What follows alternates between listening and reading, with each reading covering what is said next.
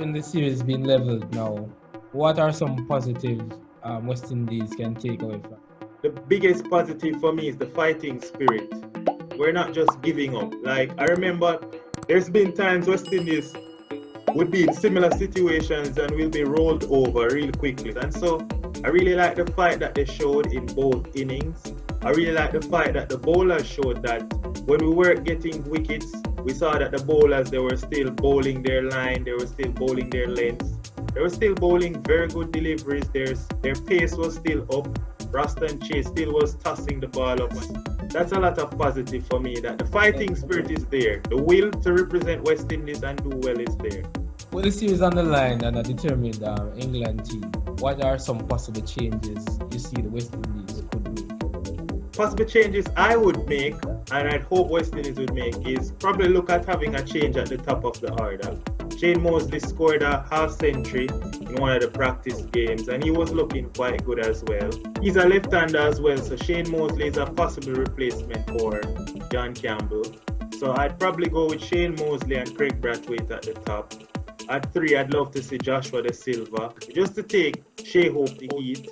He's under a lot of pressure from West Indies media, from the Indian media, from the English media. He's under pressure left, right and center. Everyone is pressuring Shea Hope that he should probably lose his spot. So I would move him from 3 and have Shea Hope wicket keep, have Joshua De Silva bat at 3, Shamar Brooks at 4, Raston Chase at 5, Blackwood at 6.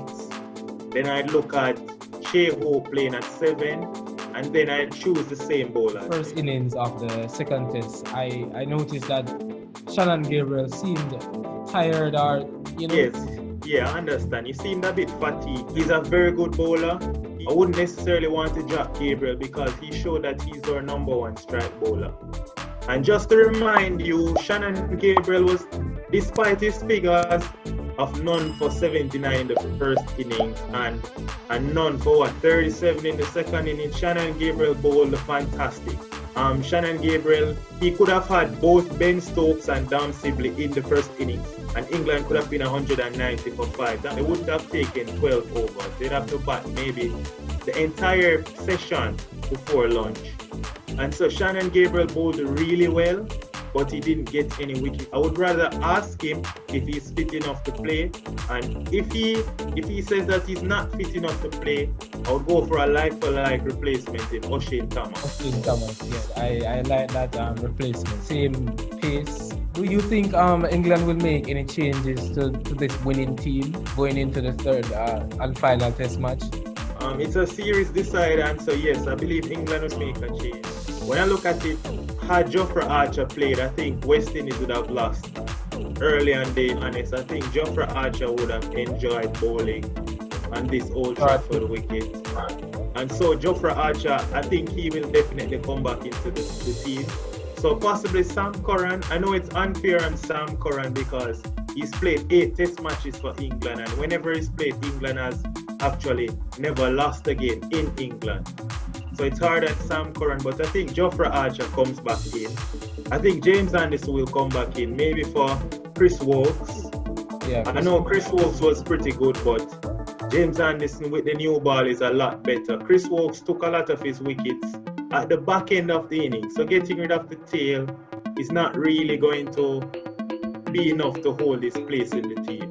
Do you see the possible return of a Mark Wood? I see Stuart Broad has done enough to show why he should still be in England's best 11.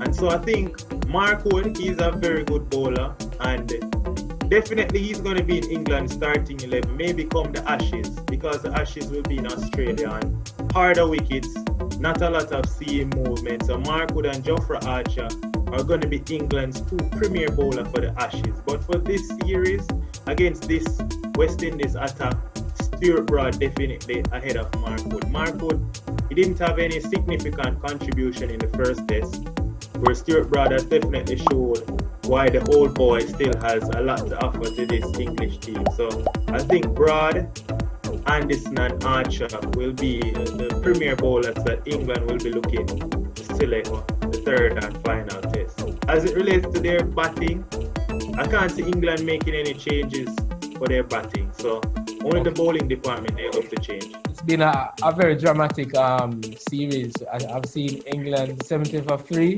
come back to make what, 400? Yeah, and I've seen England 249 for 3 and got bowled out for 313 as well in the first test match, in their second innings.